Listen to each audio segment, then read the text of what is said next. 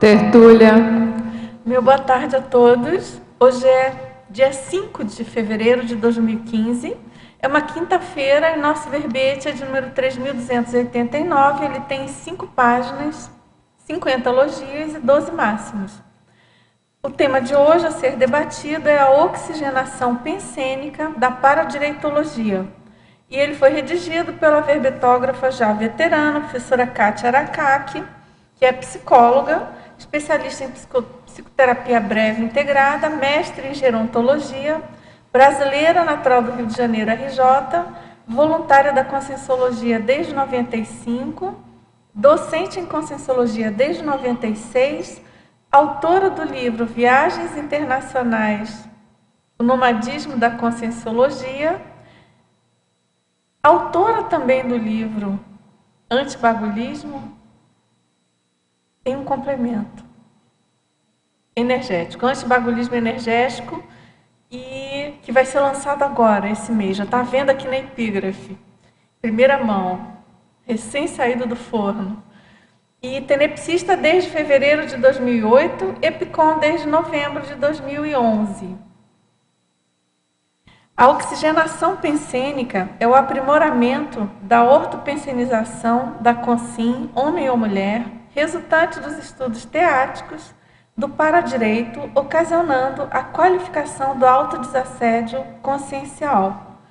Na pensenologia, a oxigenação pensênica, o holopensene pessoal da cosmoeticidade, o holopensene paradireitológico, o holopensene dos serenões. Na fatologia, a neoabordagem autodesassediadora, o referencial cosmoético, a análise antiegóica, a autoinserção cósmica, o autodiscernimento funcionante, a autolucidez crescente, o ato ininterrupto de pensar bem, o bem-estar coletivo como meta geral, o respeito às escolhas alheias, a homem super, a concessão anticonflitiva, a solucionática desassediadora. E aqui na parafatologia, a sinalética parapsíquica alertante, as parapercepções elucidadoras, os parafatos reinterpretadores dos fatos, a implantação do hábito da higiene consciencial, as vivências parafenomênicas reciclogênicas, o amparador de função esclarecedor, as inspirações extrafísicas renovadoras, a central extrafísica da fraternidade, a autotransafetividade.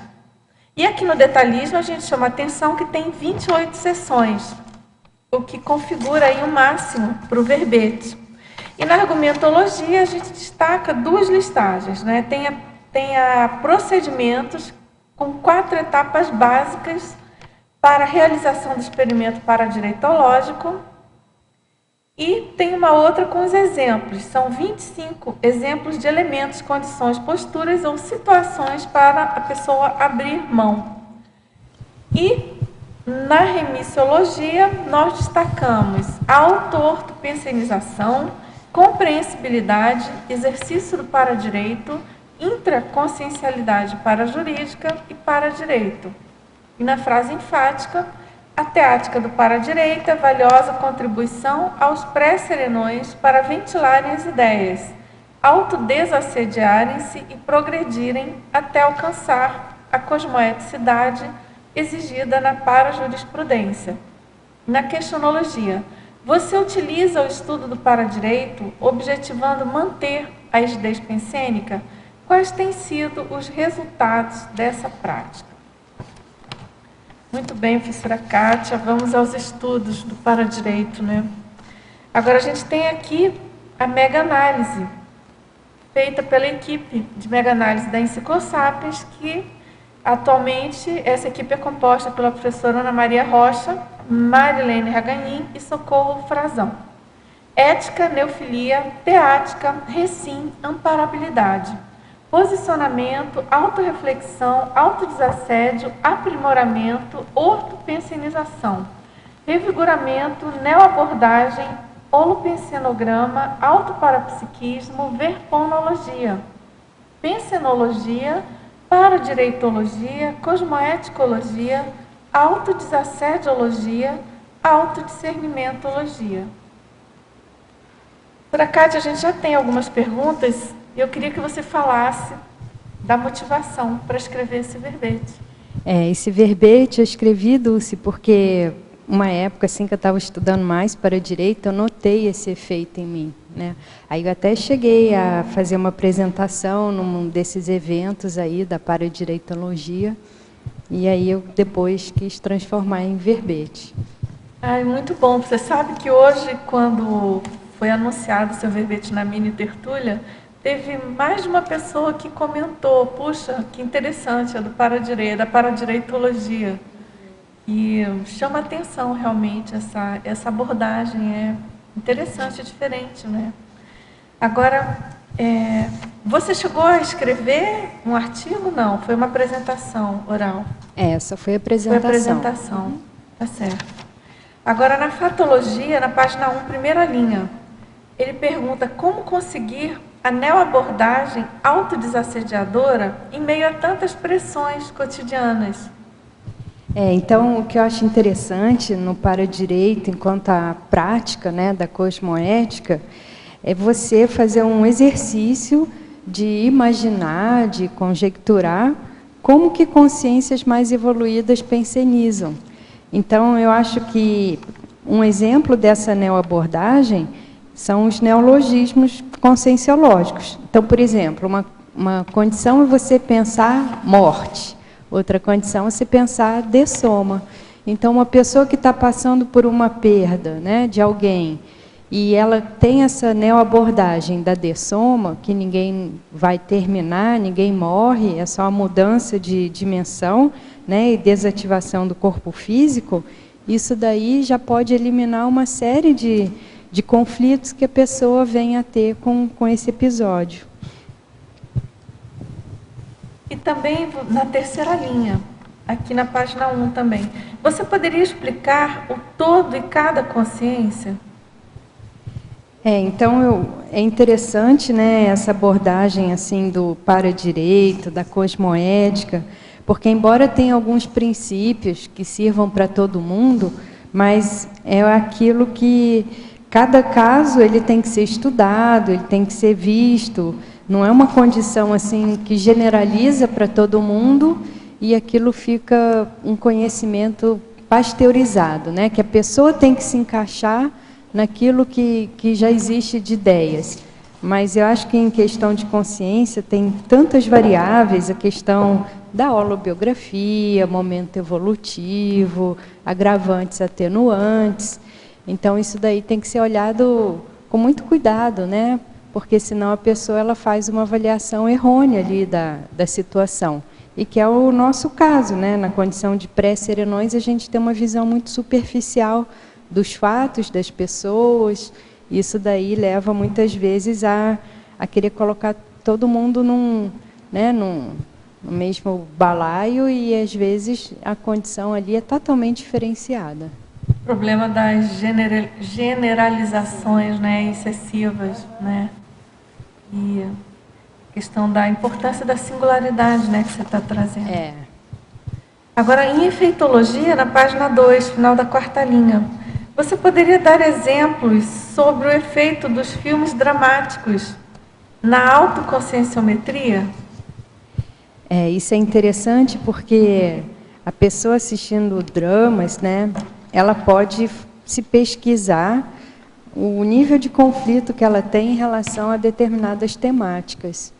Então, vale a pena, sim, se a pessoa estiver num bom momento de vida, mais tranquila, mais organizada, mais predisposta, né, a fazer esse mergulho na intraconsciencialidade, ela selecionar diferentes filmes, com temáticas de guerra, temática de problemas familiares, questões sociais, e aí a partir do filme aquilo pode desencadear nela ou um processo assim que ela vê que ela tem problema com aquele assunto, ou o contrário, né? Ela nunca teve muito contato com aquilo e quando tem, ela consegue ter uma abordagem madura, uma forma de encarar o assunto com mais tranquilidade. Lembrei daquele seu verbete, estudos fílmicos, na verdade, que você traz uma listagem, se não me engano, com 100 itens de filmes. Já vai a dica, então, de usar aquela listagem e fazer essa técnica. Pode ser. Né? Agora, na paradoxologia, na página 3, você poderia explicar e exemplificar o paradoxo de haver igualdade na diferença? Então, principalmente essas diferenças intrafísicas, né, as pessoas acham que tem uma grande distância. Então, você pega uma pessoa miserável e você pega um bilionário. Se você for muitas vezes estudar, vão ter ali características em comum. Se a pessoa falar, não, mas não tem nada, começa pela própria condição que ambos são consciências. Ambos estão na condição de consim. Ambos são extremos dentro de uma sociedade. Então, aquilo que às vezes parece muito diferente, pode ter muita igualdade, pode ter muita semelhança. Então, isso daí vale a pena de ser estudado. Quer dizer, Kátia, aí contextualizando, o que você então coloca é que nessa questão da oxigenação pensênica, do estudo, da abordagem pelo paradireito, é um aspecto bem importante, é isso? De abordar essa questão dos pontos em comum, da igualdade, né? Da igualdade entre as consciências, né? Independentemente da condição. Sim, da condição intrafísica, mesológica, que é muitas vezes temporária, né? Mas por que aquelas consciências muitas vezes estão juntas, estão convivendo, ou estão numa mesma situação, né, de interprisão? Então, isso é interessante para a gente estudar. Porque essa abordagem do paradireito, ela exige uma ampliação, né, uma cosmovisão maior, né?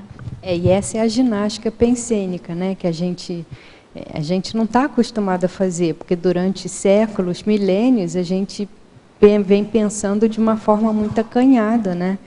Então, quando tem essa possibilidade, mesmo que a pessoa não acerte, mas pelo menos ela vai exercitar, ela vai tentar flexibilizar o modo dela de ver determinada situação. Isso a gente vê muito em consultório. A pessoa às vezes chega, está com um conflito enorme, e às vezes você der assim um princípio para ela, né, que não de uma forma assim tão explícita, né, mas um princípio do paradireito, a pessoa às vezes desmonta todo aquele quadro emociogênico de sofrimento, de dificuldade. Então é interessante observar que às vezes assim mudar um pouquinho o ângulo de observar as situações, os fatos, e a pessoa ela vai ficar melhor com ela mesma, né? Eu acho que você já respondeu um ponto que eu ia perguntar, Kátia. Em relação a... Você falou aqui, né? Quando é que... Aparentemente, a gente sabe que a gente consegue entender quando nós estamos melhores, estamos pensando mais reto. Mas o que você considera que pode ser pontuado quando você fala de oxigenação? É diferentes ângulos? É um pensamento sempre linear? Aí você faz uma analogia com a oxigenação cerebral, né? Oxigenação física. Tá. Então pensa assim, uma pessoa sedentária e uma pessoa que pratica exercício físico, que ela tem já mais uma capacidade aeróbica maior, né? Que ela tem ali um aumento da oxigenação somática diariamente ou regularmente. Então, o organismo dela funciona muito melhor, o metabolismo, a fisiologia, os processos de desintoxicação, né? A produção de uma série de substâncias no organismo. Tá certo?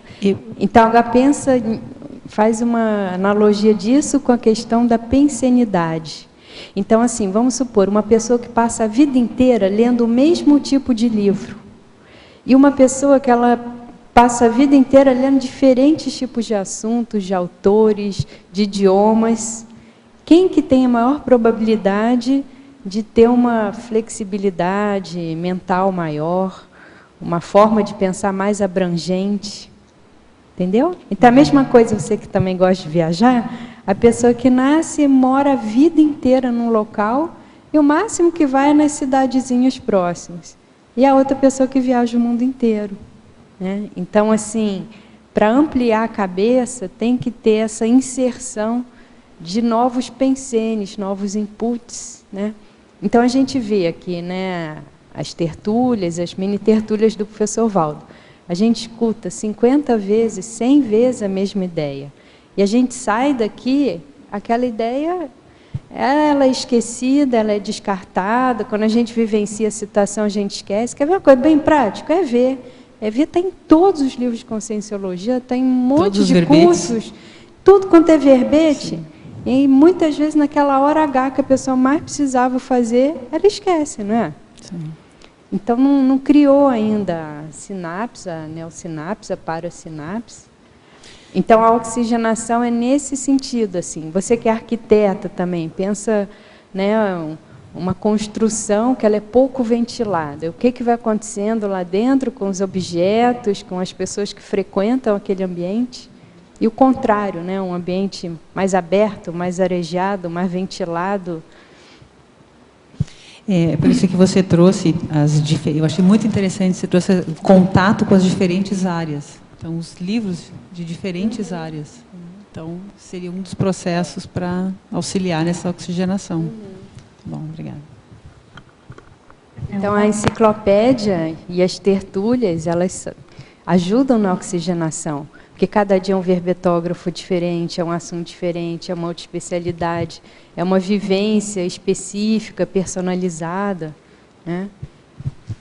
Aquilo que vai ficando tudo igual, repete, aquilo a tendência é... É o ar viciado. É.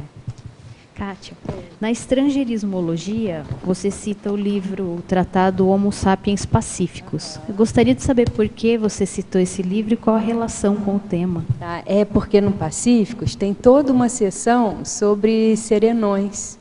Né? E o para-direito está muito relacionado ao modo que os serenões atuam, se comportam, pensenizam. Então, ali dá para a gente assim, ter uma noção, tanto o Homo Sapiens Pacíficos, o conscienciograma, aquelas últimas perguntas. Então, são, assim, para nós que não temos contatos com serenão, não conhecemos muito serenões, é uma fonte de informações sobre as características deles. Tudo bem? Agora, em sinergismologia, na página 2, na segunda linha, você poderia explicar o corte do sinergismo vítima-algoz, fazendo uma associação com a eliminação do sinergismo práticas antievolutivas, autovitimização? Então isso daí é porque esses papéis eles se alternam, né, ao longo das vidas sucessivas. Então chega em algum momento que um dos dois, que a pessoa ela tem que parar, né, de fazer essa alternância. E ela tem que tomar alguma providência. Então, por exemplo, esse exercício que tem aqui no final, que é bem prático, né, abrir mão. Então, por exemplo, pensa hoje, qual é o seu conflito, a sua dificuldade, o que está te aborrecendo, o que está te tirando do prumo, nesse momento evolutivo. Teria como você abrir mão? Então, às vezes, esse abrir mão já é um exercício da pessoa sair dessa condição de vítima-algoz, né? Então, ela se sente lesionada, aí ela vai num processo de, muitas vezes, quando ela pode, vingança, de retaliação, de fazer a mesma coisa com o outro, ou com outras pessoas, que às vezes não tem nem diretamente culpa ali no cartório, né?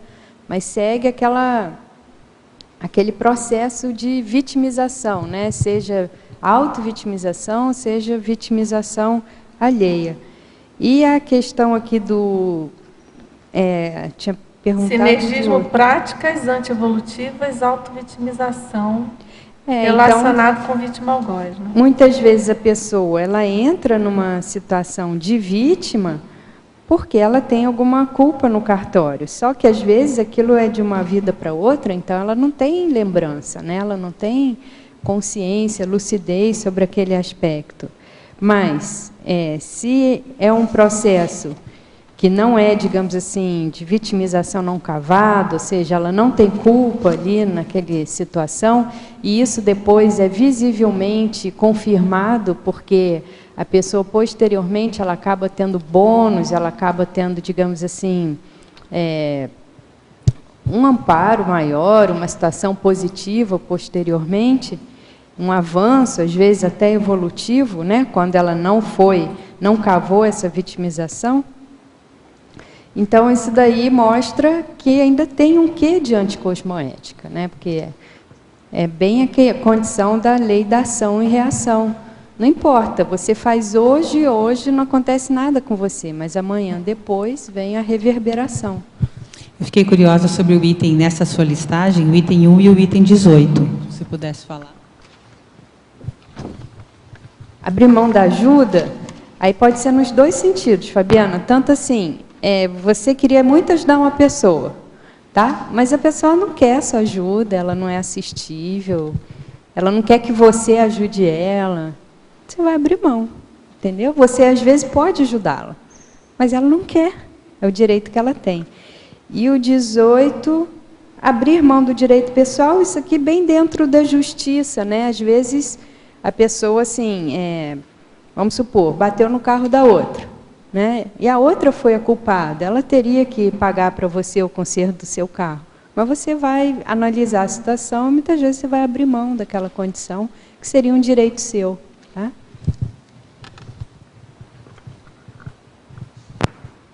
Agora, na pensenologia, página 1, quinta linha, você poderia falar sobre a eliminação dos exopensenes patológicos?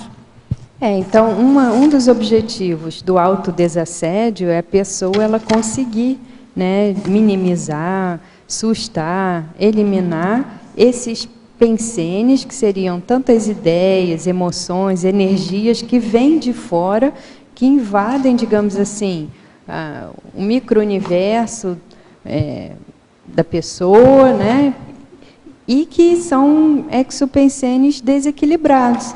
Então, vamos supor, a pessoa está numa fila e daí uma outra pessoa vai e corta a fila lá na frente, né? Então, isso, se a gente for pensar em termos de educação, de convivialidade, não é o ideal, não é verdade? E vamos supor assim, que a pessoa ela nunca teve problema com isso, ela vê os outros furando fila e ela pensa, puxa, que falta de educação, mas aquilo não afeta. Mas vamos supor que um dia, é aquele dia assim, sexta-feira, de tarde, está aquele engarrafamento enorme, está chovendo, né? Então a pessoa está morrendo de fome, está todo mundo impaciente no trânsito, o sinal quebrou, tá certo? E daí, daqui a pouco a pessoa começa a ficar com raiva. E se ela perceber, se ela nunca ficou com raiva nessa situação, ela vai identificar que isso pode ser um exopensene, ela está sucumbindo ao holopensene ali, né? Então, aí ela teria que arrumar alguma técnica, trabalhar com as energias, mudar o foco da pensenidade dela. Aí tem que ver qual é a técnica que ela costuma usar, o que se adequa mais ao perfil dela, né? Tem um verbete muito bom que está citado aqui na remissiologia, que é holopensenograma. Lá tem uma série de perguntas, se não me engano, são umas 20 perguntas sobre essa relação das pessoas com os holopensenes. Porque, às vezes, quando o holopensene externo está muito perturbado, acaba havendo uma contaminação, né, do modo da pessoa pensar, sentir em função disso. É a mesma coisa, você vai assistir um jogo de futebol num estádio lotado. É muito difícil, só se a pessoa tiver muito autodefesa energética, souber fazer técnicas de autoencapsulamento, para ela não se imiscuir, né, com o ambiente, com o clima que tiver ali entre as pessoas. Então, se as pessoas estiverem felizes, contentes, comemorando, é provável que ela fique assim também. Mas se as pessoas ficarem mais agressivas, né, mais insatisfeitas, isso pode gerar um contágio, né? Desde o contágio psicológico até o contágio energético holopensênico. Agora, Kátia, na fatologia também. Não, também não, é fatologia agora. No final da primeira linha, você poderia aprofundar a análise anti-egóica? É porque um exercício, né, que é necessário fazer muito esforço na questão do para-direito, é para a pessoa conseguir analisar as coisas de uma forma mais distanciada, com um certo sobrepairamento.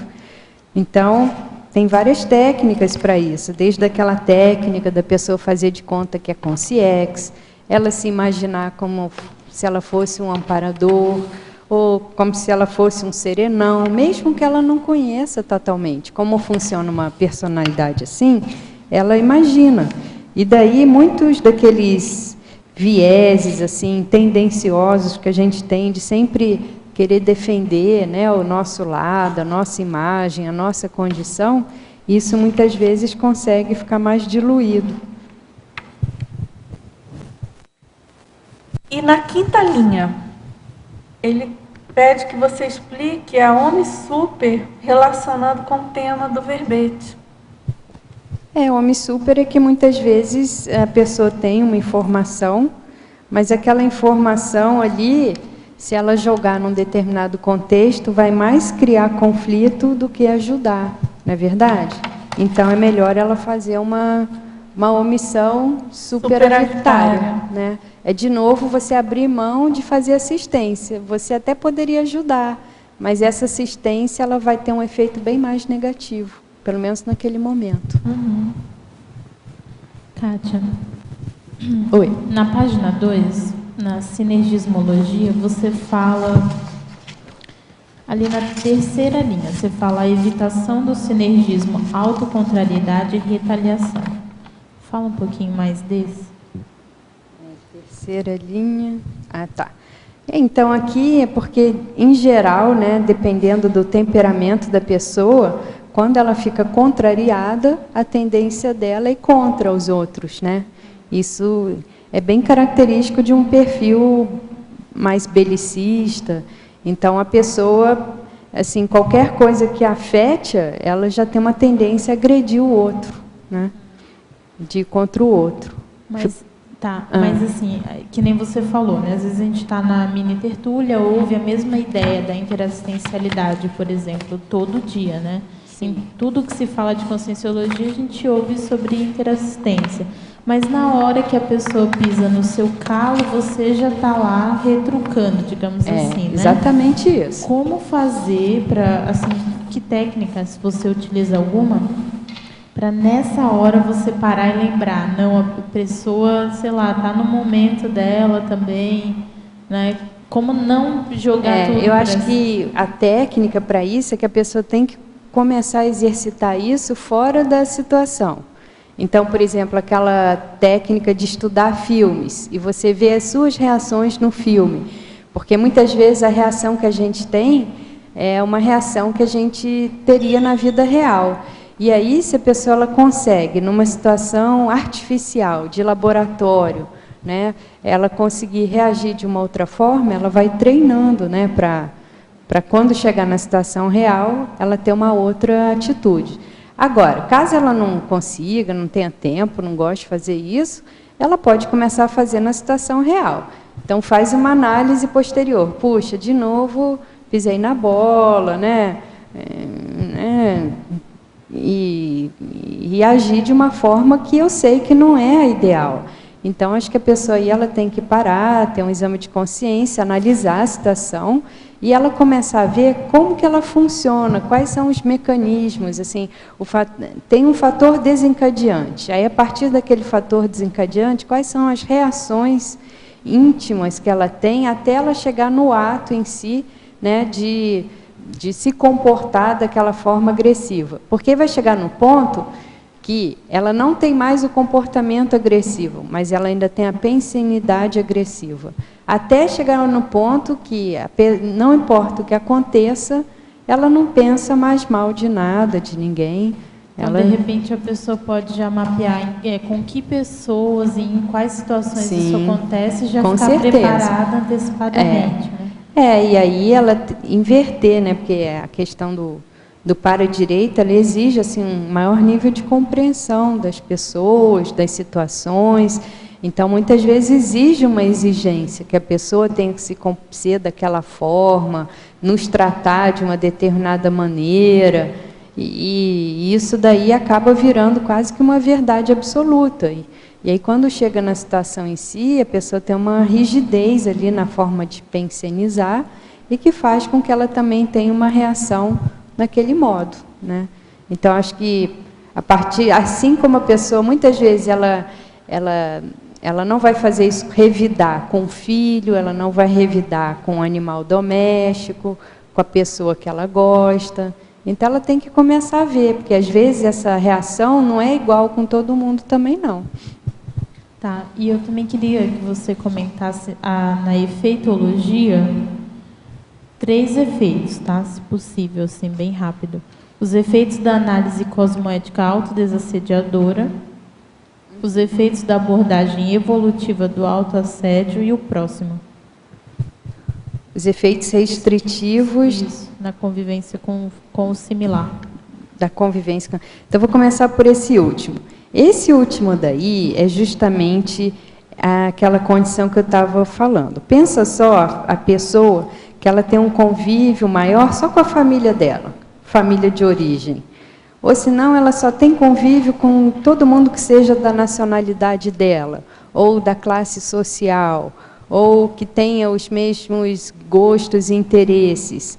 Então, a falta de convívio com a diversidade faz a pessoa cristalizar alguns pontos de vista que ela tem, a maneira de viver. Isso é muito estudado na psicologia social. O nome disso é percepção social, né? Então, quanto mais restrito esse contato, mais a pessoa ela tende a, digamos assim, a ter uma fossilização, um modo de pensar que ele é muito também acanhado, muito restrito, né?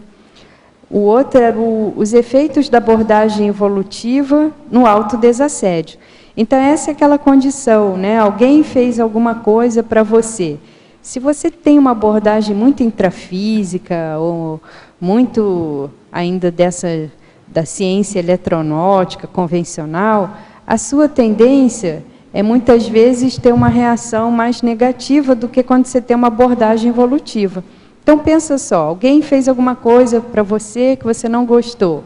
Se você começar a pensar em conceitos como a interprisão grupo kármica, espiral evolutiva, a ação e reação, você já começa, digamos assim, a oxigenar, a ampliar essa maneira de pensar e conseguir atribuir um pouco mais de responsabilidade para aquilo que acontece com você, não é verdade? Então, a abordagem, muitas vezes, da psicologia, da sociologia, colocam muita responsabilidade no externo, no outro.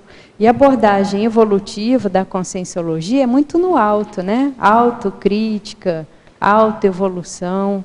Então, isso tudo muda, porque, no fundo, não importa o que nos aconteça, parte, pelo menos, da responsabilidade é nossa, entendeu? Então, é a mesma coisa, você vai lidar com o cachorro, você já vai com medo do cachorro, é bem mais provável do cachorro avançar em você. E isso se repete na relação com as pessoas, com as consciências, com tudo mais. Então, às vezes, só a sua postura em relação ao entorno, isso daí já vai, digamos assim, desencadear alguns processos, né? E tinha mais uma, né, que você queria. Os efeitos da análise cosmoética autodesassediadora. Então, é isso. Quando você para de só ficar se defendendo, ou de só ficar agredindo os outros, e começa a colocar, pelo menos, a ética no meio, né? Tanto é que na enumerologia, eu fiz uma enumerologia mais sobre as questões éticas. Tem um verbete que é Código Cosmoético Profissional. Então, assim, antes da pessoa chegar na cosmoética, tem todas essas éticas aqui para a gente estudar, porque são situações bem corriqueiras, não é verdade? E que isso daqui pode nos ajudar. Então, às vezes, até o efeito de uma análise da ética em si já pode ajudar no autodesassédio. tá certo?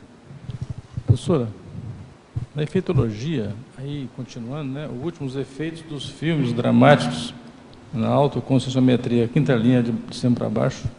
Você podia só ampliar mais para a gente isso aí? Isso daqui é que a pessoa ela pode se conhecer melhor assistindo dramas, né? Porque drama geralmente envolve conflito. E aí você vai poder ver com que conflitos que ressoam ainda em você e que conflitos que você já conseguiu superar. Agora não vale assim, né? A pessoa vê filme de drama, que aí são questões só femininas e a pessoa é homem. Aí, lógico, aquilo não vai bater, né? Vamos lá? Para cima. Para cima, alô. Pronto. Na parafatologia, na página 2, que são duas, na última linha, autotransafetividade, eu queria que você me explicasse melhor para eu entender se é parafatologia, em que sentido, para eu entender melhor.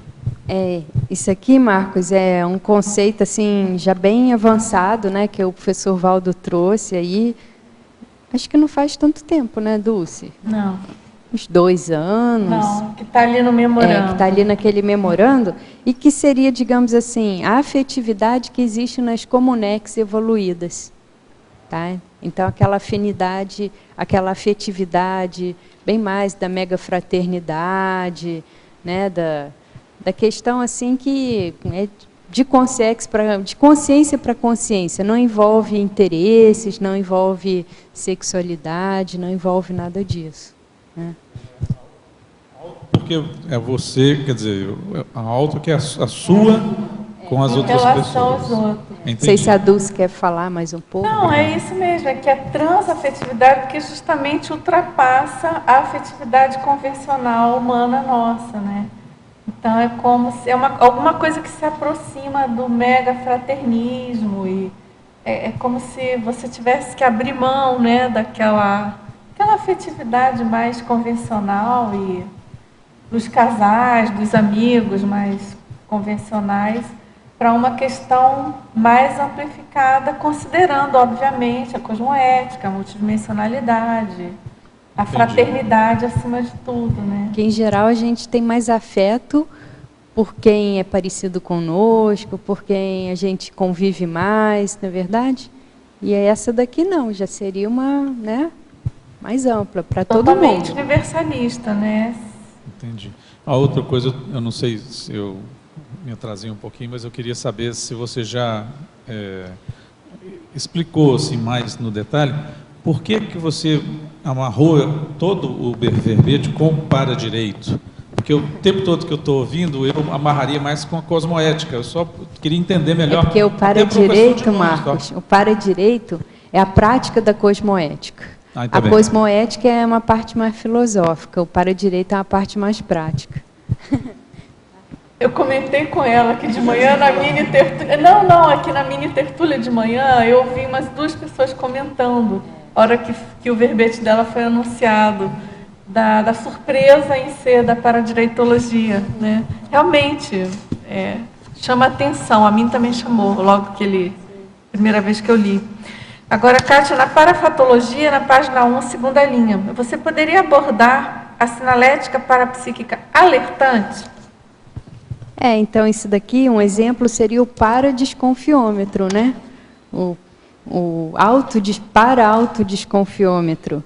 Então, a pessoa, muitas vezes, que está fazendo aquele exercício lá, que é Tânia, o nome dela? Esqueci. Paulo Antilucano? Não. Esqueci. Então, a pessoa está fazendo aquela técnica, né? Ela errou novamente, ela se conduziu mal e ela vai querer melhorar aquele tipo de comportamento. Então, ela pode, com o tempo, desenvolver algum tipo de sinalética parapsíquica que, em cima do lance, ela consiga perceber. Isso daí, quando a pessoa vai refinando mais a questão do parapsiquismo, ela consegue captar mais online a reação da outra pessoa, né, ou das consciex. Então, isso daí pode ajudá-la a segurar, né, aquela reação que ela vai ter. Mas Mas isso tem que ter treino para isso, né? Mas um exemplo seria isso. A pessoa, ela tem uma sinalética que vai mostrar para ela quando ela está errando novamente, né? Às vezes aquilo dá um mal-estar, dá alguma pressão, e aí ela pode reverter a situação. Tem aquela hipótese também, né, Kátia, de uma sinalética mostrar que a situação não está boa, e aí ajudar a pessoa a manter uma postura profilática, né, em relação... Aí a pessoa tem que ter autocrítica, né? Porque às vezes ela acha que ela vai dar conta, e não vai dar conta, né?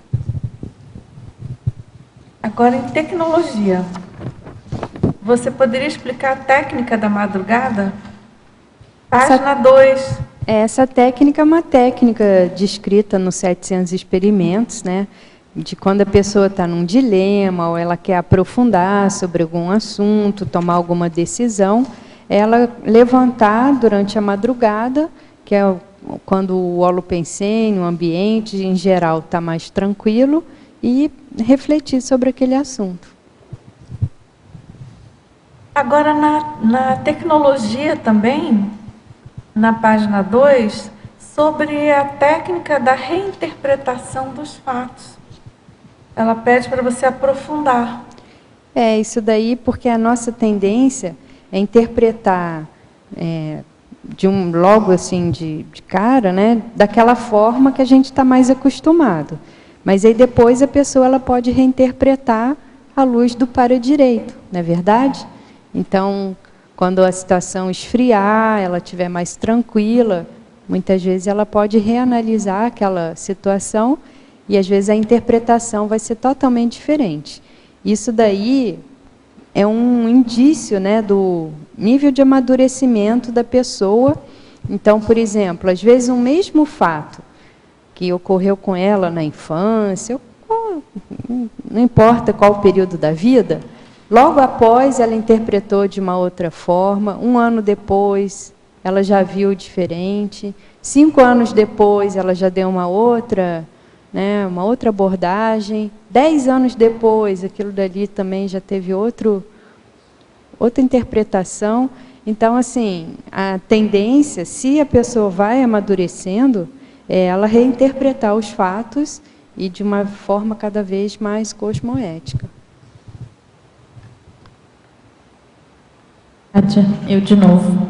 Oi. Eu achei curioso que você colocou na voluntariologia os voluntários, né? Os voluntários da Juriscons e os voluntários da Cosmoethos. Você colocou isso porque eles estão estudando para direito para aplicar? Sim, porque a Juriscons estuda para direito, né? E Cosmoethos estuda a cosmoética. Seria um exemplo para a gente seguir, né? De voluntários que estão interessados nessa questão do para-direito para aplicar. Sim. Uhum. Tá. Outra pergunta que tem na filiologia, você colocou a conscienciofilia.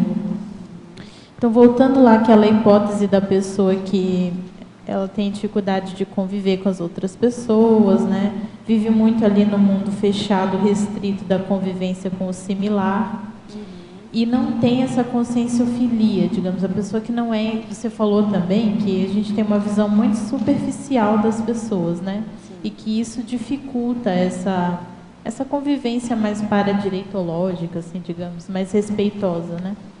Então, quando a pessoa não tem conscienciofilia e tem essa visão superficial, como ela começar a ter esse interesse por consciência, sabe?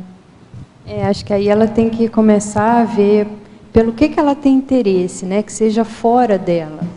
Então, se ela não tem interesse em gente, será que ela consegue ter interesse nos animais, nas plantas, né? Em algum princípio consciencial? Então, acho que ela tem que começar a se interessar por alguma coisa fora dela, né? Para ela começar a fazer esse movimento de sair de si, de sair do mundinho, para ela começar a interagir mais, né, ter mais contato com o universo. E aí acho que a pessoa tem que começar por aquilo que ela tem interesse. Aí vamos supor assim, que ela não gosta muito de gente, mas ela gosta de criança, que é uma gente pequenininha, né? Ou ela não gosta de todo tipo de gente, mas ela gosta de pessoas idosas, ela gosta de jovens. Então, em geral, para a pessoa conseguir mudar, ela tem que ter motivação. E a motivação vai muito pela linha de interesse que ela tem. Então, às vezes, a gente, tanto nós quanto os outros, a gente espera que de uma hora para outra mude tudo. Não vai mudar, porque já vem assim de longa data. Mas se já for fazendo pequenas mudanças, isso ajuda, né? Só para dar um feedback, né, que eu acho que também ajuda a compreender como o outro se sente, assim, falar o que você pensa, né? Então, por exemplo, num curso da Conscius, uma vez eu falei que eu gostava mais de planta e de bicho do que de gente, né? Fiz esse comentário assim meio inocente, sem saber, sem pensar em ninguém, assim, né? E aí, alguns meses depois, a pessoa, uma outra aluna, chegou e falou assim que ficou super chateada, assim, se sentiu, enfim, diminuída, sabe? Pelo que eu falei, alguma coisa assim do feedback dela. E aquilo me tocou, assim, eu pensei, nossa, eu falei sem pensar na outra pessoa, e aquilo teve uma importância para ela, né? E aí aquilo me fez cuidar mais, assim, já começar a me interessar um pouco em não falar assim qualquer coisa, em gostar um pouco mais de gente, né? A questão é a seguinte, você gosta de você, né? Um pouquinho. Já é gente, né? Assim, um pouquinho fora dos bichos, um pouquinho. Assim. Kátia. Oi, tudo bem? Tudo bom? Kátia, eu gostaria assim, né? Às vezes, numa interação num grupo, né, a gente, às vezes, acaba servindo de isca, ou de, como é que chama, de para-raio, né? E aí, existem várias técnicas, né? Quando a gente tem tendência, né, de não falar, de ficar mais quieta, a gente acaba tendo dificuldade, acaba se assediando, né, e acaba também tendo dificuldade para desassediar o processo que está acontecendo. Tem várias técnicas para a gente se desassediar, né? Mas daí o que eu pensei assim, né, como que a gente poderia, então, aplicar o para-direito para melhorar essa condição? Mas a condição o quê? De não falar, do quê? A pessoa tem dificuldade de falar. Fica na ruminação mental, né? Fica... Só que no contexto não tem, você está interagindo, mas você não tem muita relação com aquilo, mas você vê que, às vezes, você serve de para-raio, acaba iscando consegues do contexto ali. Mas se a pessoa já está contrariada... E não dá conta de desassediar também, e fica aquela situação lá, né? Porque assim, qualquer situação que a pessoa esteja contrariada, a tendência dela vai ser de atrair para si o negativo ali naquela situação, né? Então, já começa por aí.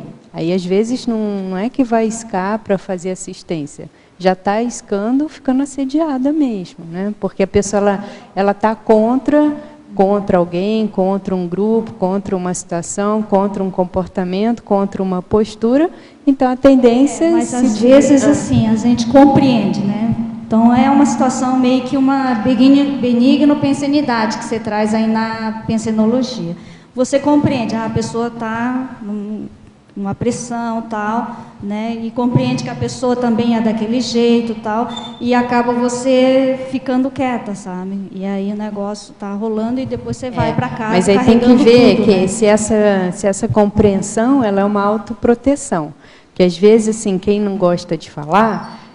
tem dificuldade para falar, ela vai para esse lado da compreensão, porque aí fica conscienciologicamente correto, mas ela está fazendo uma omissão deficitária, entendeu? Na verdade, ela teria que expor a situação, e ela não faz isso porque, quando ela expuser, corre o risco da cachorrada vir toda em cima dela, né? Mas aí tem que ver a questão da autocorrupção, porque aí o conflito entra... Porque muitas vezes a pessoa está na situação, ela poderia contribuir e ela fica quieta para se proteger e aquilo vai gerando um autoconflito e aquilo já é o trafar dela, entendeu?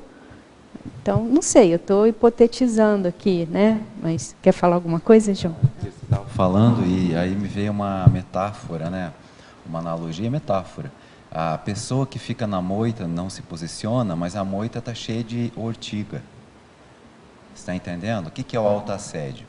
O cara fica ali contido numa condição e aquilo está intoxicando, aquilo está gerando uma série de alergias nela e ela não se movimenta, porque ela tem medo de que vai piorar.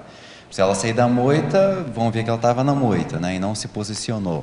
Se ela ficar ali, a ortiga vai continuar comendo ela. O que ela faz? Então, é o processo da... Isso até tem uma série de reações, até às vezes na pele, a pessoa que tem algumas... tipo urticária, algumas coisas que aparecem na pele, porque a pessoa ela não se posiciona e aquilo vai intoxicando e você vê que a pessoa está para explodir, mas ela não consegue transformar aquilo numa outra coisa. E há um sofrimento em cima disso, né? Então, é a primeira vez que eu pensei, né? Autoassédio com moita cheia de ortiga. Essa é boa. Porque assim, uma abordagem, né? quem tem esse temperamento, é difícil assim, a pessoa mudar e ela vai falar tudo bonitinho, com as melhores palavras, as energias mais fraternas. Não vai, no início ela vai dar umas vomitadas, entendeu? Mas tem o, digamos assim, o efeito colateral do pior vômito. ainda, porque daí a pessoa fica com receio da própria reação e aí acaba ficando mais quieta ainda. Mas aí o que ela tem que pensar, aí que está, é a abordagem evolutiva. Aquilo faz parte do processo dela melhorar, dela se autodesassediar, dela se autodesreprimir. Então não vai acertar de uma primeira vez, né? E aí não adianta também ficar com culpa, mas aí vomitei na pessoa errada. Faz parte do processo, entendeu? Vai ter que melhorar de alguma forma, né? Porque também tem isso, a pessoa quer sair de uma postura bem assediada que ela tem para uma postura de mega amparador. Não vai, de uma hora para outra, tem estágios, tem nuances, né? E o que o João comentou aí da urtiga, né, da questão aí que vai pega no local de menor resistência, né, da pessoa. Que pode ser somático, pode ser energético, pode ser emocional, pode ser mental. Analogia na síndrome. Ligou o microfone? Síndrome. Na síndromologia, a síndrome do justiceiro, e na maniologia, a relação com a mania de tomar partido dos afetos. Eu acho que eu me senti nessa situação há pouco tempo, sabe? E vi que eu tinha que abrir mão dessas coisas e fazer assistência. Você podia comentar isso para nós? Essa mania de tomar partido dos afetos é a coisa mais comum que tem, não é verdade? Então, sabe aquela história, né, que o filho é o mais bagunceiro da escola, né? Aí a mãe vai lá e fala, nossa, mas não pode ser meu filho. Ele é um anjo em casa, né? Já destruiu meia casa, mas às vezes a pessoa ela tem até uma dificuldade de enxergar mesmo, a dificuldade de quem ela gosta, porque aquelas pessoas são como se fosse uma extensão do próprio ego dela, né? Então, quando a gente gosta muito de algumas pessoas, não é porque a gente já tem essa autotransafetividade, não, é porque aquela pessoa ela tem algum elemento que muitas vezes, né, nos atende afetivamente, em termos de interesse, e aquilo é quase que uma extensão de nós mesmos, né? Então, essa mania de tomar partido dos afetos tem um verbete muito bom que vale a pena ser lido, que é o endosso sentimental, né? Porque o problema é esse, é quando a pessoa ela acaba tendo um comportamento anticosmoético para defender quem ela gosta, né? E a síndrome do justiceiro é isso, a pessoa ela vê uma situação errada e ela quer ali fazer justiça, consertar aquilo com as próprias mãos e muitas vezes faz a situação piorar bem ainda mais, né? Então, em vez dela tentar resolver a situação de uma forma mais ética, de uma forma benéfica para todo mundo envolvido, se ela tomar partido dos afetos, a tendência dela vai ser querer esmagar quem é contra os afetos dela. Aí o sangue rola, né, digamos assim. Eu passei por isso há pouco tempo e percebi nessa situação da moita de espinho que o senhor falou aí agora. Tá bom? Melhorei bastante fazendo assistência. Ok?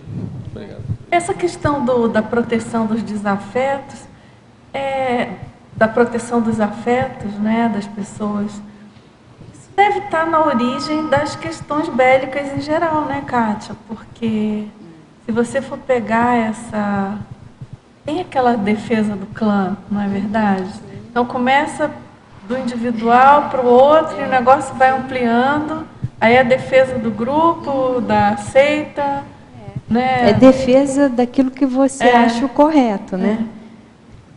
Você colocou ali na tua listagem a última, abrir mão do filho, né? É, do filho. Isso a gente vê muito, né? Assim, casos do casal que separa, né? E daí fica aquela briga, né? Se vai ser guarda compartilhada, com quem fica o filho. E daí, muitas vezes, a esposa que quis separar e o marido é rico, e daí ele faz chantagem com a questão financeira, né? E vai para a justiça.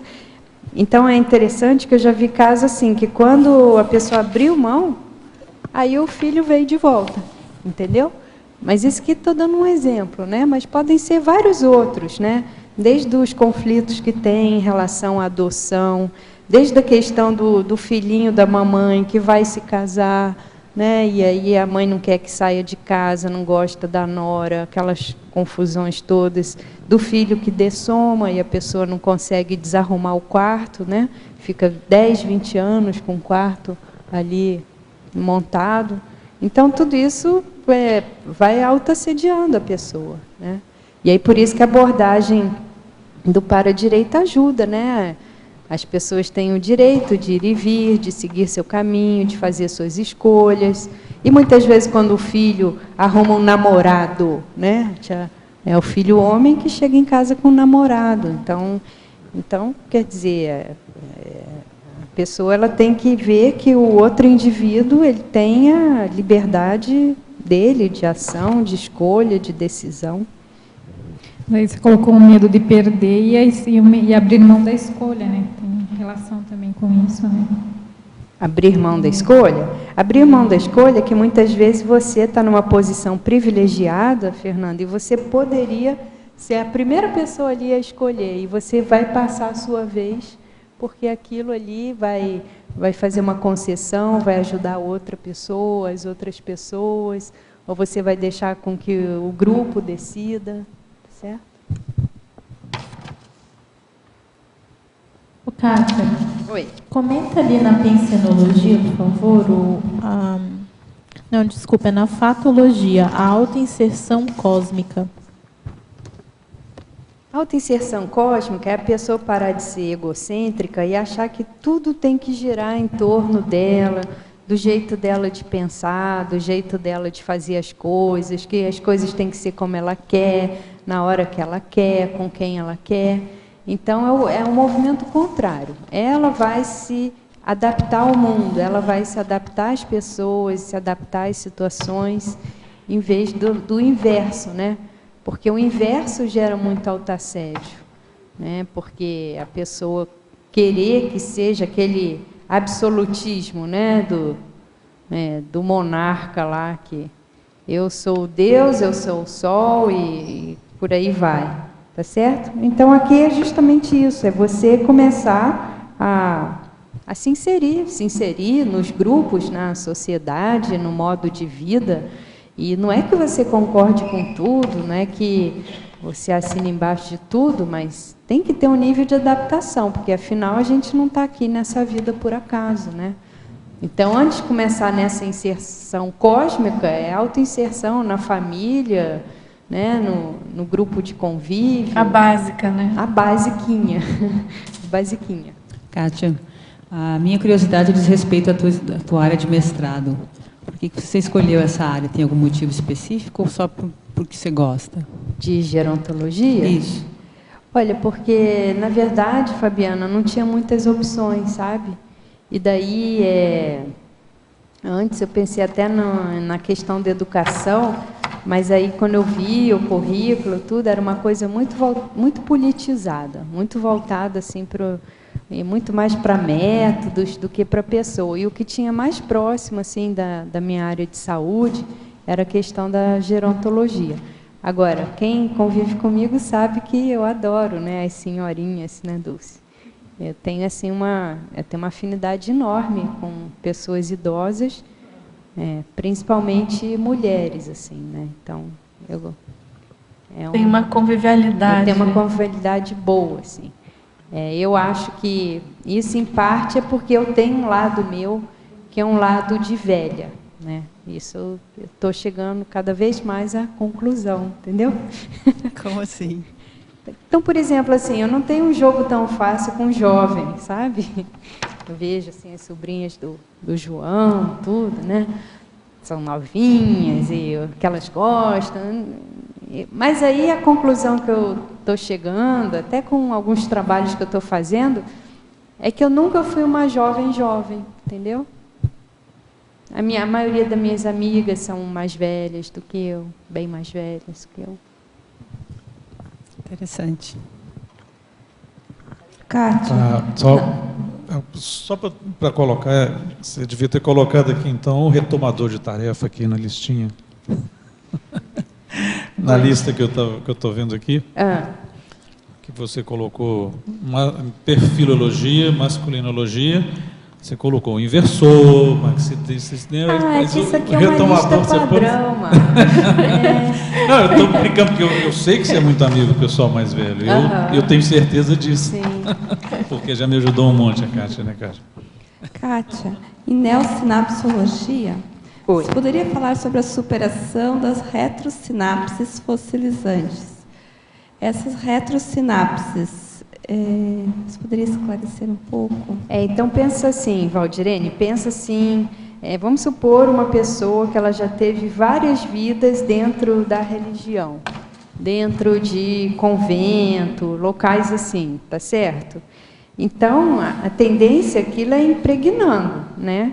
E aí, hoje, ela está aqui em 2014, dentro de um tertuliário, com todas essas ideias da conscienciologia, mas aquelas sinapses ainda estão muito, muito arraigadas, assim, né? Então, a gente vê, no comportamento da pessoa, a voz, o modo de vestir, Então, embora, assim, a gente tenha já uma camadinha de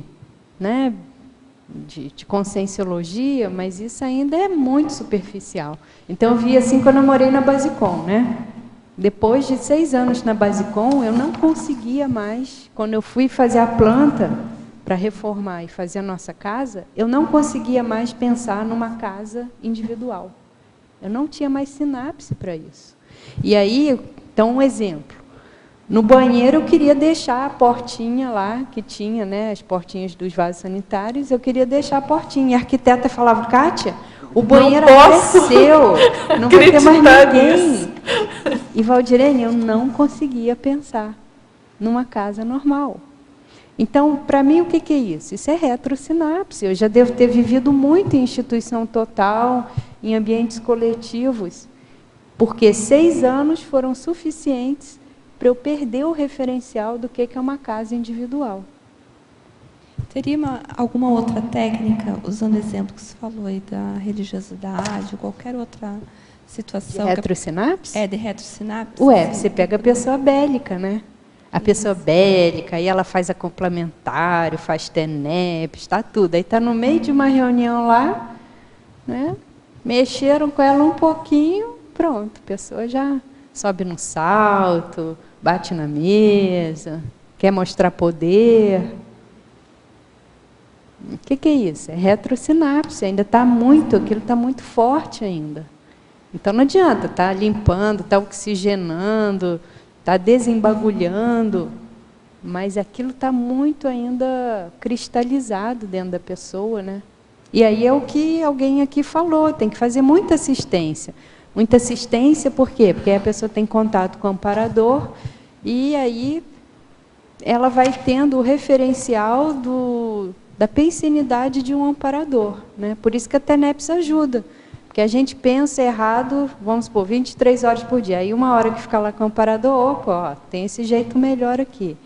Aí a gente vai tentando melhorar, né? E eu coloquei o serenário aqui também, porque já teve gente que foi lá, né, que foi a Dulce, teve um experimento bem interessante, assim, de de como funciona o holopensene de ortopensenidade de um serenão. Então, isso é interessante, porque quando você tem contato com alguém bem melhor do que você, aí você começa a ver o quanto que a gente é ruim, né? Porque você vê, assim, a pessoa às vezes está no meio do caos, e ela tem aquela benignidade, aquele equilíbrio, aquela ortopensenidade. Você às vezes fica até mais contra, né, quem está ali atrapalhando a situação, e a pessoa, não, mas isso daí a gente faz assim, faz assado. E você coloca na sequência, seria quase um contraponto, né? A recuperação das paraneosinapses do curso intermissivo. Isso é o que a gente está tentando fazer, né? Estudando essas verpons, com voluntariado, escrevendo, fazendo TENEPS. Acho que essa aí é a tentativa que a gente está fazendo de recuperar, né, esse padrão que a gente conseguiu experienciar, mas que muitas vezes a gente não lembra mais, né? Obrigada. Agora, Kátia, você podia fazer uma relação com o seu novo livro, que você acabou de lançar, que é o Antibagulhismo Energético, com esse tema? Olha, o antibagulhismo tem bastante relação, não tem? Tem total. O antibagulhismo energético, ele é básico para a pessoa melhorar o holopensene doméstico, do escritório dela, seja do ambiente que for, né? Então, o que a gente vê? Que quanto mais bagulho tem no ambiente, bagulho lato sensu, né? Porque hoje nossos bagulhos são os excessos, aquilo que é antissomático, e etc e tal, né? Tudo bem, muita gente ainda tem bagulho, assim, que é um objeto energeticamente com energia carregada. Mas às vezes a pessoa não tem nada disso, mas ela tem outros tipos de bagulho. E o bagulho, ele impede essa oxigenação pensênica, porque o bagulho é como se você colocasse ali todas aquelas âncoras de coisas negativas que te prendem ao seu passado. E basicamente é isso. Então, enquanto você não elimina, você fica o tempo todo conectado, retroalimentando as tais das retrosinapses, um holopensene de passadão que você tem. E aquilo faz evocação das consciex, né, e tudo mais. Então, é difícil a pessoa reciclar, renovar no meio dos bagulhos energéticos. Tanto é que a técnica, a orientação que a conscienciologia dá, você quer mudar um ego, você joga os bagulhos energéticos referentes àquela condição. Você saiu de uma religião, né, quer mudar para um holopensene mais mental somático, joga tudo que tem a ver com religião fora. Mas e aquele crucifixo de ouro que vale 10 mil reais? Joga fora também, entendeu? Não, mas eu não posso derreter e fazer um anelzinho? Não pode não, de jeito nenhum. Doa, joga fora, entendeu? Tá ótimo. Quer perguntar? Oi. Primeiro, eu não sei se eu estou condicionada ao latim, e eu li aqui, omni super, eu entendi omni super. Você podia explanar um pouquinho melhor, que eu ainda nem entendo direito o que seria? Omni super é omissão superavitária. Então, é quando a pessoa ela deixa de falar alguma coisa, mas aquilo em benefício, né, de mais pessoas. Então, aquela história, tem a velhinha lá que está doentinha, né, internada no hospital, e a amiga dela morreu. Aí você não vai chegar, ela pergunta, minha filha, e a minha amiga tal, como é que tá? Tá bem, tudo certo, né? Então ela já está lá super debilitada, você não vai chegar para ela, morreu, né? Então ela vai pensar, a próxima agora sou eu, né? Então, tá? Agora, Kátia, na trinomiologia, na página 2, sobre o trinômio autodesvalorização, omissão deficitária e afastamento do amparo. Então vamos supor assim, uma pessoa ela é bem parapsíquica, mas ela acha que ela não tem parapsiquismo. Então ela se autodeprecia, se desvaloriza nesse sentido. Às vezes ela está numa situação e ela tem uma ideia, aquela ideia poderia ajudar o grupo, ajudar o contexto, mas ela vai e não fala. Consequentemente, depois daquilo acontecer algumas vezes, o amparador vai embora, tá certo? E aí é interessante essa questão da omissão deficitária, né? Em oposição à pergunta dela, que é omnissuper, né? vem em seguida. Interessante. Bem em contraponto. Agora, na numerologia, você poderia explicar, lá na página 2, segunda linha, a metaética? Metaética é o estudo da ética, né? De você... O meta é sempre você estudar alguma coisa. Então, por exemplo, meta-pensamento, o estudo do próprio pensamento. Então, metaética é o estudo da própria ética, né? Com ética, de preferência. Com ética. Além da ética. Bom, agora na parafatologia final da quarta linha. Gostaria que você comentasse as vivências parafenomênicas reciclogênicas.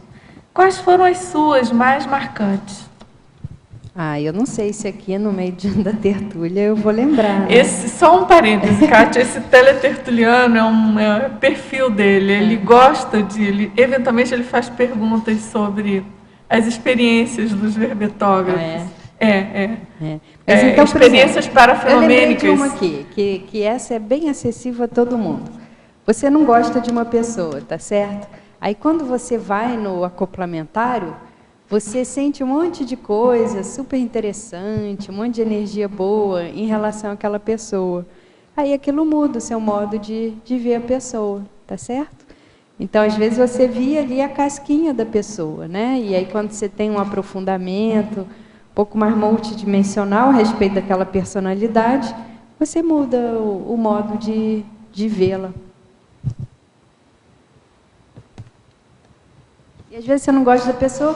que ela parece aquela pessoa que já fez mal para você. Então, você já tinha algum apriorismo, você fez uma associação de ideias ali errônea e você, né, rotulou a pessoa de algo que, no fundo, ela não era.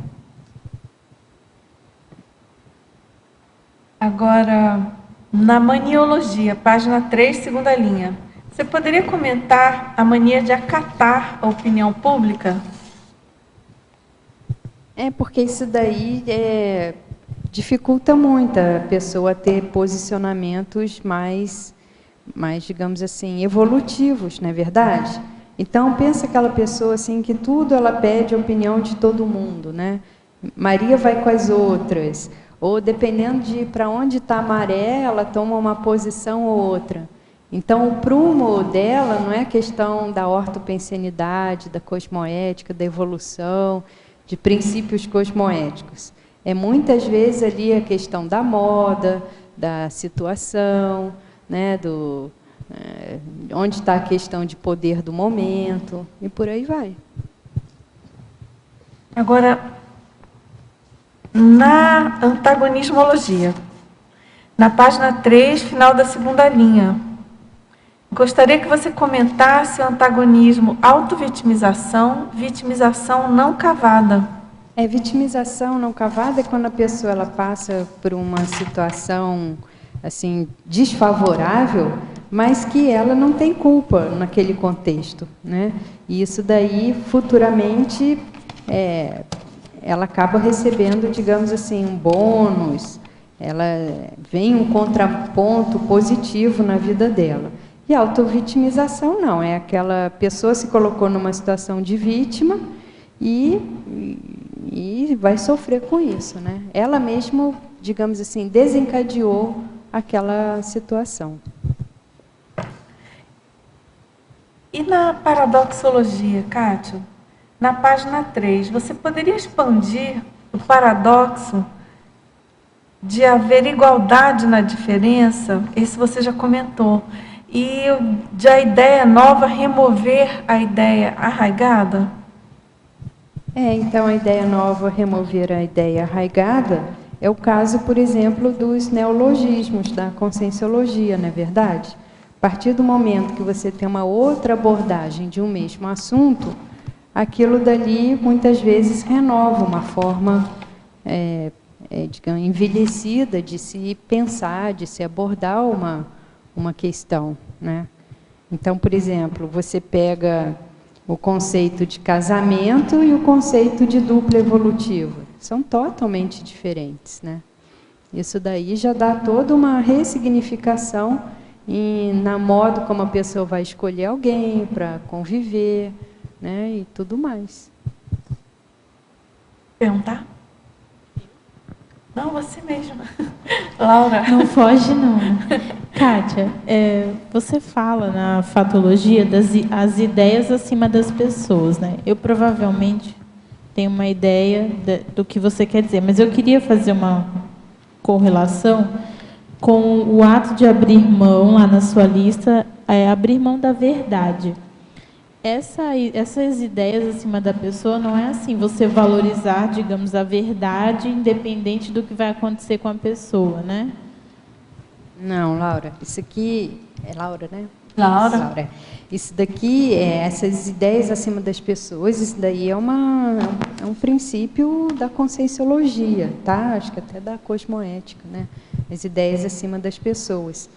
Então, por exemplo, você tem desculpa, Kátia, é que tem aquele argumento ad hominem, né? Eu lembrei dele.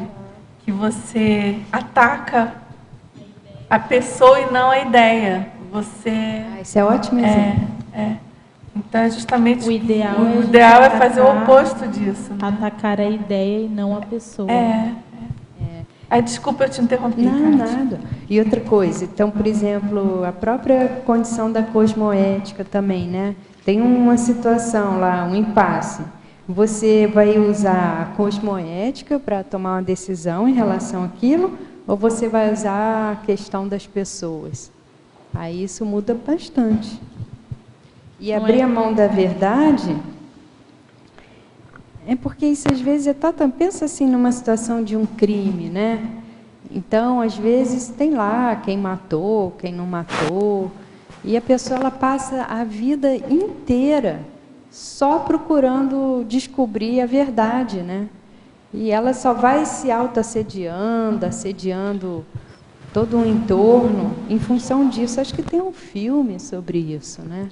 Tem também aquela questão de a verdade ser relativa, não ser absoluta, né? Então, às vezes, a pessoa está lá defendendo a verdade, que nem os islâmicos, por exemplo, acho que é um caso, que é verdade para eles, mas não é para o resto do mundo, assim. Então, eu também nem entendo muito disso, mas eu acho que é mais ou menos por aí, né? Mas aqui é bom a gente pensar assim nos nossos conflitinhos do dia a dia, né? Vamos supor, aconteceu um fato, aí tem uma série de fofocas decorrentes daquele fato, né? Que são boatos, são distorções, tudo mais. Às vezes não vale a pena você ficar fazendo a cariação, e é verdade, não é verdade, foi isso que aconteceu. Né? Às vezes isso daí vai piorar mais ainda a situação. Então abre mão, deixa. Né? O que foi, né? Está registrado multidimensionalmente. Então a pessoa vai se assediar menos o grupo, e ela vai fazer uma concessão. Isso tem a ver com a síndrome do justiceiro, não é verdade, Kátia? Tem, a pessoa que não quer abrir mão da verdade, mesmo que ela seja torta ou que seja verdadeira, mas ela quer justiça e aí sai na luta por tornar aquilo o que ganha, né? O que fazer justiça em cima daquela verdade que ela reconhece. Mas, então, quando alguém vem fazer uma fofoca, digamos que você sabe que está distorcida e você deixa para lá, você não está se acompliciando? Já pensou se cada fofoca que acontece, você querer colocar aquilo, qual é a verdade? Fofoca, ela é da natureza humana. É igual pensar mal. Existe fofoca porque existe pensar mal. Por exemplo, às vezes a gente não pega fofoca, às vezes, envolvendo o nosso nome, mas às vezes vem uma pessoa e fala para você, e você na hora, isso é fofoca. E uma coisa que eu acho que eu já vi que dá certo é você corta com aquela pessoa que veio trazer. Às vezes a pessoa nem sabe que aquilo é fofoca, ela comenta ingenuamente. Aí você corta com ela, com aquela que está transmitindo, mas não precisa ir lá tomar satisfações você está fazendo... E como que você faz esse corte com a pessoa que traz? Aí eu acho que entra Tales, né? Não, fulano. Para ela você pode falar. Né? Mas você não vai criar todo um rebuliço por causa de uma fofoquinha, né? Tá certo, obrigada. Mas ali em cima do lance vale a pena, né? Porque aí você já esclarece, já... E aí você pega todos os fofoqueiros e põe todo mundo na sua TENEPS. Kátia, eu queria ver se você poderia me dar uma ajuda sobre a questão da ruminação mental e monoideísmos. Que, assim, eu entendo perfeitamente, né, o objetivo da oxigenação pensênica, mas aqueles momentos para sair daquele padrão do autoassédio. Você tem alguma sugestão de alguma técnica? Você escreveu aqui alguns elementos de abrir mão e tudo, mas alguma vivência sua que ajuda? Aí eu acho que a pessoa ela tem que fazer alguma coisa holossomaticamente. Então, tem que ver o que ajuda a tirá-la desse padrão. Então, vamos supor, é fazer um exercício físico, é dar uma volta, é começar a ler um livro, ver um filme. Eu acho que, num primeiro momento, ela tem que cortar, né? Até para não fazer evocação de consciex, né? E eu acho que depois ela vai estudar o motivo daquilo. Agora, tem que fazer muita higiene mental, né? E eu acho que aí, para a gente conseguir fazer, em primeiro lugar, higiene mental, antes de chegar na higiene consciencial, a pessoa ela tem que estar mais descansada. Então, eu vejo principalmente nós, mulheres, que temos uma tendência mais emociogênica, se a pessoa está sem dormir direito, sem se alimentar bem, um pouco mais intoxicada, eu acho que isso daí dificulta ainda mais o processo pensênico, sabe, Patrícia? E acho que tem fases, né? Tem que ver assim, o momento que a pessoa está passando e qual o contexto que ela está vivenciando, né? Porque, às vezes, assim, ela já tem um pouco daquilo e ela está dentro de um contexto que aquilo acaba sendo ampliado, né? Então, acho que ela tem que ver quais são formas dela se autodesintoxicar. Né? Você quer falar alguma coisa, João? É mais uma metáfora. Você está num ambiente que está com um vazamento de gás ou está com um cheiro químico muito forte. Qual a sua primeira ação? É sair daquele ambiente, né? Que aquele ambiente está te intoxicando. Você tem que ter um afastamento. A partir daquele afastamento você volta a pensar direito, você já se restabelece. Então a questão da higiene mental, ela depende muito do nível da intoxicação pensênica. Então, até muitas vezes a pessoa fala, eu vou reformar a casa. Às vezes, tem que desmanchar a casa, tem que demolir a casa, porque não tem mais o que fazer, a tal da cosmoética destrutiva. Então, eu acho que depende muito, às vezes, do pato pensando da pessoa, da autossedialidade, depende muito até onde ela está doente. E a fonte da doença, às vezes, ela já virou uma simbiose. Eu, muitas vezes, tentando administrar conflitos interconscienciais, chegava num ponto que a gente tinha que afastar a pessoa, porque ela vinha relatar um problema que ela já tinha incorporado o problema. Então, ela já era o problema, não tinha mais como separar a pessoa do problema. Então, exigia um afastamento de função ou de local para a pessoa se restabelecer e ela voltar a pensar de uma forma mais organizada. Então, quando a pessoa incorporou o problema. Então, eu estou dando aqui exemplos que a Kátia falou de viagem, ela deu um monte de exemplos de higiene mental. Mas, às vezes, a pessoa precisa de uma higiene mental, às vezes, mais puxada ainda. Ela precisa um nível de, vamos dizer assim, de remédio mais forte, entendeu? E ela vai ter que tomar aquele remédio, seja alto, né? Uma autoprescrição, que ela vai ter que se posicionar.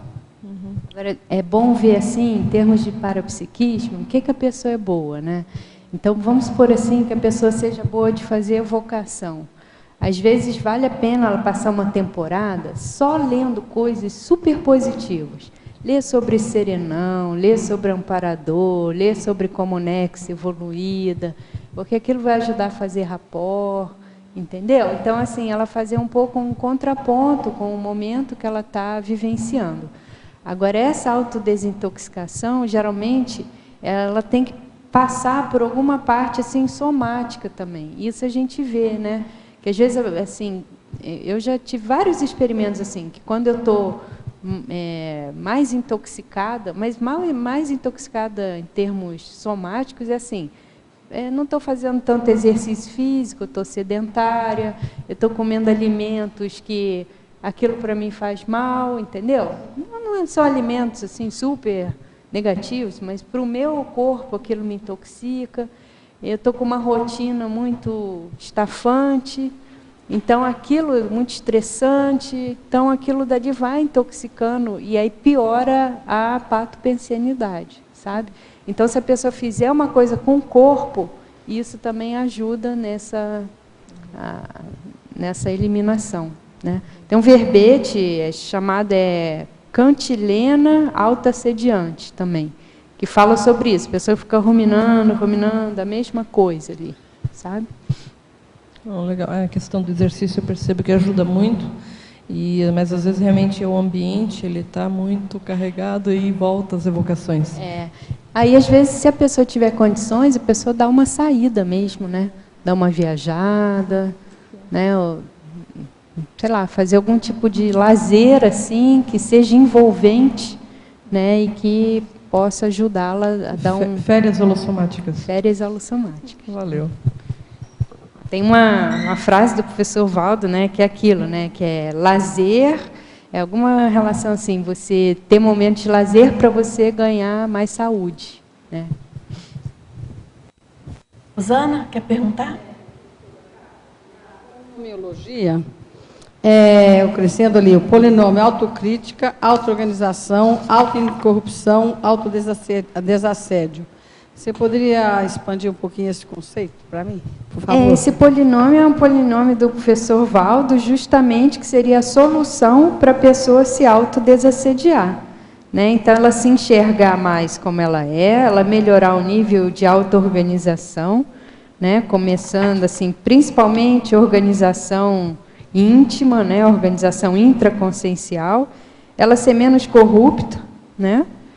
Então, ela já sabe que tem alguns trafares, algumas falhas, alguns erros, e ela tentar não repetir isso, tentar reciclar esses aspectos, e isso daí, consequentemente, vai levar a ela ficar mais equilibrada. E o processo começa pela autocrítica? Pela autocrítica, né? Porque é aquilo, em geral, a gente reclama muito dos outros, tudo que é fora do país, dos governantes, né? Mas a gente não vê a nossa posição em relação a isso tudo, né? Porque a gente está no contexto. Obrigada. Alô, estamos falando muito em assédio e desassédio, desde várias outras itens. Então, eu queria que você explicasse, partindo da problemática assediadora, que você explicasse a fatologia última. Solucionática desassediadora. É porque quando a pessoa ela arruma uma solução, aquilo desassedia, sabe, Eukárdio? Então, um problema, às vezes, que as pessoas têm é que elas querem a solução ideal, ou elas querem aquilo que... mas não vai ter. Então, essa solucionática desassediadora, em vez da pessoa pensar no problema, ela começar a pensar em soluções. O problema já está conhecido, então vamos buscar soluções, em vez de ruminar o problema, né? E a solucionática desassediadora é justamente aquela solução que, embora às vezes não seja a que a gente queria, que considerava a melhor solução para o problema, mas é a solução que vai desassediar, tá certo?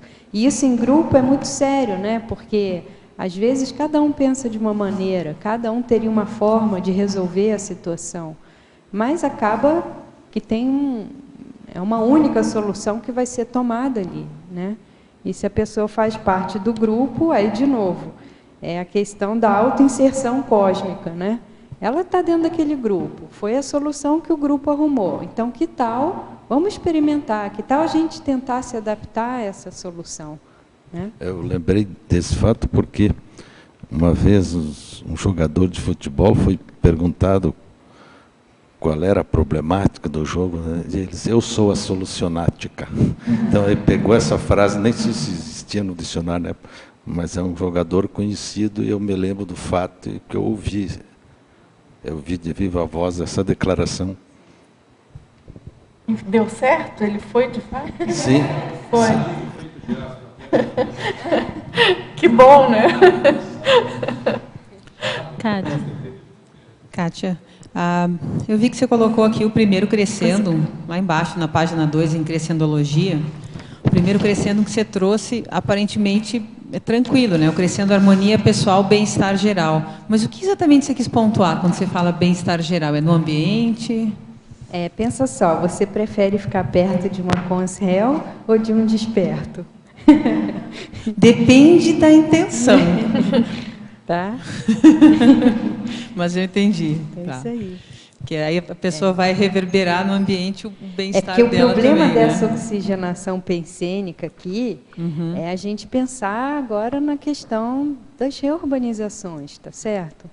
Então, você tem que arrumar oxigênio em algum lugar, porque senão não vai suportar, né? Tá tudo piorando, né, gente? Quem viaja vê, tá tudo piorando. Situação tá crítica. E aí entra naquele verbete que você falou, que eu estava olhando aqui, holopensenograma, acho que se citou, né? Eu estava olhando os tipos de holopensene que a gente teria que navegar. Interessante, né? É um verbete do professor Valdo. Tem uma listagem ótima. E aí corrobora com a pergunta que eu te fiz antes do teu mestrado, porque a minha facilidade é ao contrário da sua, né? Eu sou voluntária da Sinvex, tenho muita facilidade com quem é mais jovem e muita dificuldade, porque eu acho que falta de prática, eu interagi muito pouco com quem é mais velho. Então, estou tentando aprender para... Isso é um dos exemplos entre tantos, né? Minha filha me ajuda muito também. Ela fala, olha, mãe, acessa, vai aqui, faz isso. Se você não está acostumado, você vai aprender, né? Mas tem muita gente idosa que é bem jovial. Pode bem ser. Jovial. Pode ser. E até tem mais jovialidade do que muito jovem. Boa. É fácil ver isso nesses passeios turísticos, né? Eu estava com uns hóspedes em casa essa semana e justamente eles comentaram, um dos hóspedes ficou até encabulado, envergonhado, que no passeio das cataratas da Argentina tinha pessoas bem assim, idosas, da terceira idade, totalmente serelepes e joviais, e a pessoa estava morta, assim, acabada. Né? Estava muito quente, realmente, né? Estava difícil final de semana. Ok, obrigada. Eu estava aqui, tive que sair um pouquinho. Mitologia, o mito das instituições intrafísicas salvadoras. Você podia só dar uma palhinha aí? Então chega num ponto, né, que a pessoa vai ver que polícia não salva, hospital não salva, e por aí vai, né? Governo não salva. A pessoa é que tem que ir se melhorando, um dia virar serenão e tentar ajudar todo mundo, mas se ficar esperando vir de fora, vai esperar bastante, né? É mais ou menos isso daí. O processo é intraconsciencial, né? O processo é intraconsciencial, né? Porque aí tem aquele conceito, né, da diversidade, que a diversidade não existe para um serenão, para uma pessoa mais evoluída, né? Ela transforma aquilo em outra coisa, em desafio, oportunidade. Agora, Kátia, você terminou aí? Tudo bem? Ele pergunta aqui na página 4, naquela lista dos exemplos, se você poderia comentar os itens 8, 12 e 25. Então, vou começar aqui pelo último, abrir mão do filho, né? Isso que podem ser várias coisas, né? Então, vamos supor, a pessoa que ela queria ter muito um filho, mas que ela não consegue engravidar, que ela não arruma um parceiro ou parceira idônea, tá certo?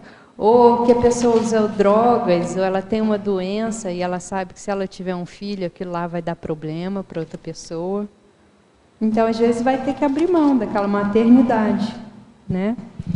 Nós comentamos alguns outros exemplos também de abrir mão do filho, porque o filho, essa questão de paternidade, maternidade é muito forte nas pessoas, né? É quase que uma posse, né? Que a pessoa tem.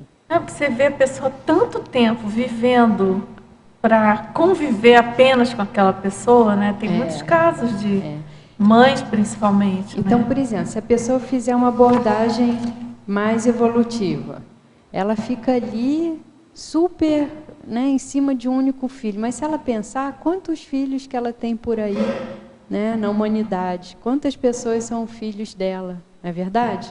E ela, às vezes, ali, super protegendo, dando atenção, dedicando-se única e exclusivamente para um filho. Sendo que, às vezes, ela já teve muitas proles, né, e tem muito filho dela espalhado por aí que ela podia estar ajudando. Mas acho que convém destacar aí que abrir mão do filho não quer dizer eliminar ou matar. Não? Ah, sim, claro. Bem lembrado, Carlos.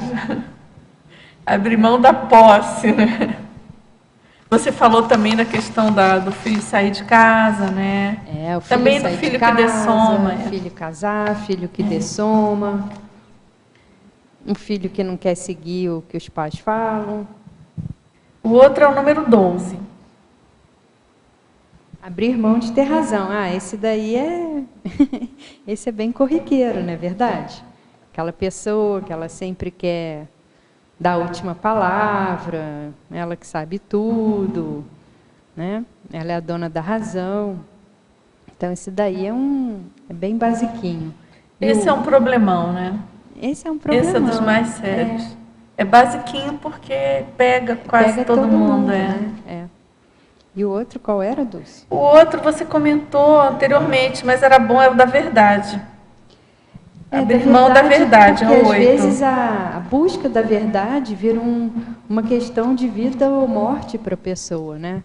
Ela tem, assim, a descoberta e a prova da verdade, do que houve, de os fatos que se sucederam, como algo assim que vira um motivo de vida para ela. E às vezes é besteira, porque ela vai ficando assediada e também vai assediando todo um contexto, né? Só para contribuir aí, talvez com um exemplo, uma vivência que eu posso compartilhar, essa questão, eu posso falar um mesmo exemplo para a questão de abrir mão da verdade e abrir mão do filho.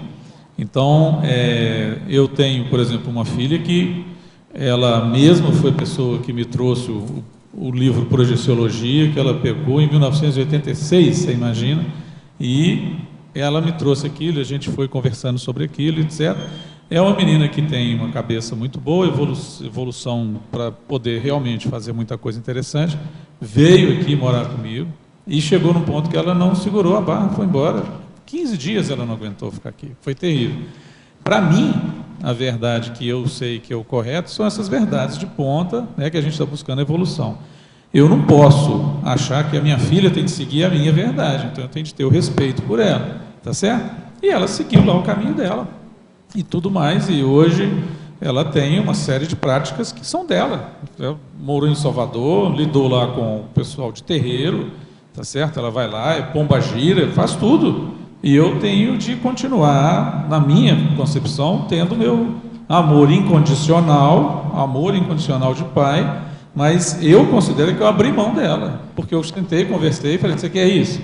É isso que você acha bacana? Eu acho que você está repetindo uma coisa de outras vidas. Você realmente poderia estar andando mais para frente, mas na minha concepção. Mas a sua é essa? Então pronto. Na minha cabeça, a minha verdade eu abri mão, porque a verdade dela é outra, então tudo bem, não vou deixar de gostar dela, não vou deixar de... né? Agora, é a escolha que ela fez. Acho que ela está dando com os burros na água, na minha opinião. E eu imagino que ela também está vendo isso, mas cada um está seguindo o seu caminho. Eu abri mão dessas duas coisas sem menor... Você abre mão das três, né? Interessante essa sincronicidade. Essa eu abri mão um monte.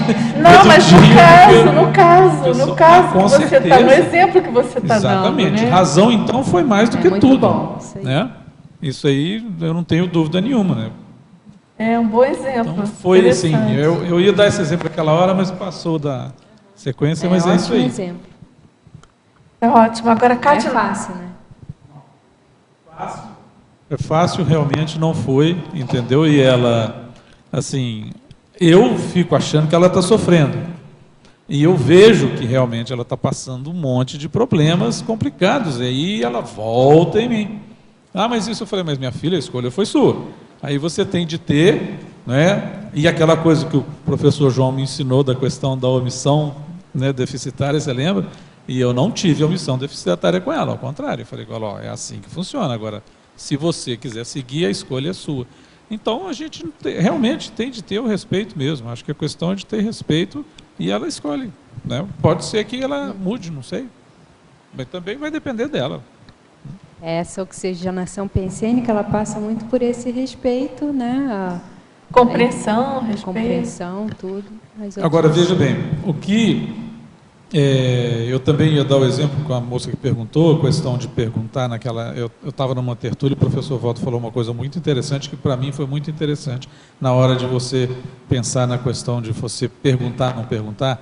Ele foi direto e falou o seguinte: tem muito a ver com o orgulho que a pessoa tem.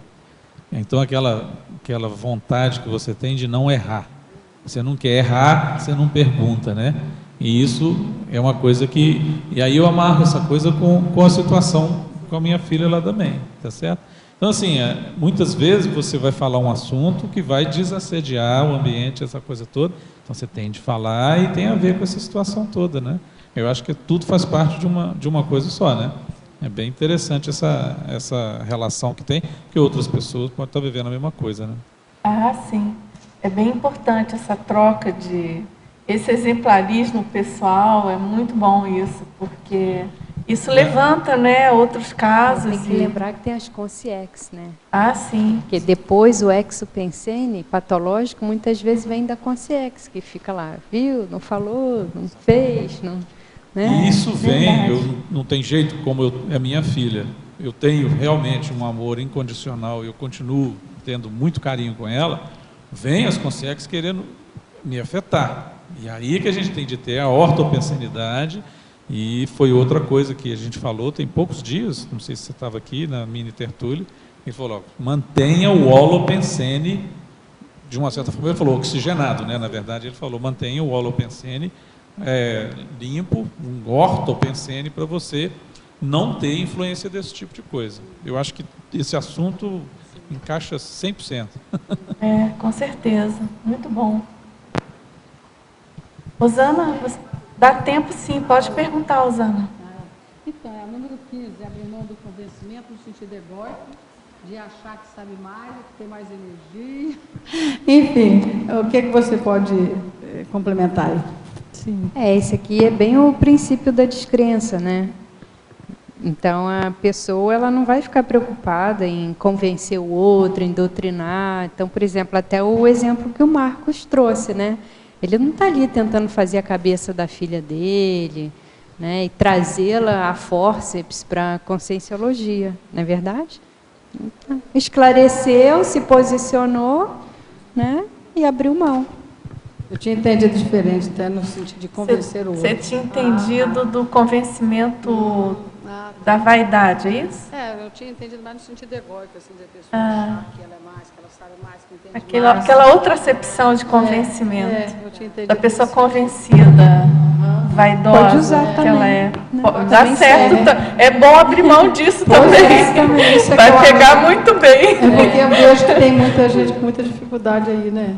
A questão da vaidade, né? Do egão, com certeza. A competição da energia, eu lembrei de lá no começo de 1997, sabe? Que ele falava muito sobre até a competição da energia, da pessoa querer competir, que tivesse mais verdade. Obrigada.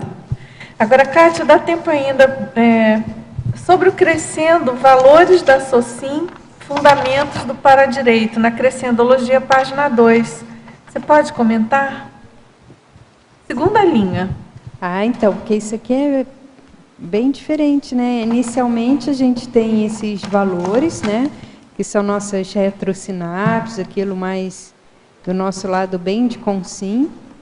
Mas quando a gente começa a conhecer as ideias mais evolutivas, isso daí já começa, digamos assim, a modificar aqueles valores que antes eram bem valores, né, mais convencionais, digamos assim, a partir de um paradigma intrafísico.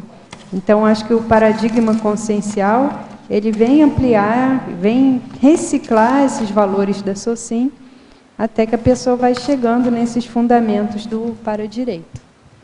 E pelo que a gente pode entender, quer dizer, todos nós precisamos ser paradireitólogos, não é isso? Com certeza. Conforme você colocou na exemplologia. Não é verdade? Seremos, né? Mais dia, menos dia, a gente vai... Vamos lá, então. Vai virar evoluciólogo, serenão, e a gente já vai ter isso íncito, né? Muito bem, professora Kátia. A gente agradece muito o seu verbete, aguardamos os próximos. Agradeço muito a participação de vocês, tertulianos, teletertulianos, e até a próxima tertúlia. Agradeço também a equipe aqui do tertuliário, as consciexes aqui, amparadoras, né, e também para-tertulianos, enfim. Muito obrigada a todos. Vamos aos nossos comerciais tarísticos.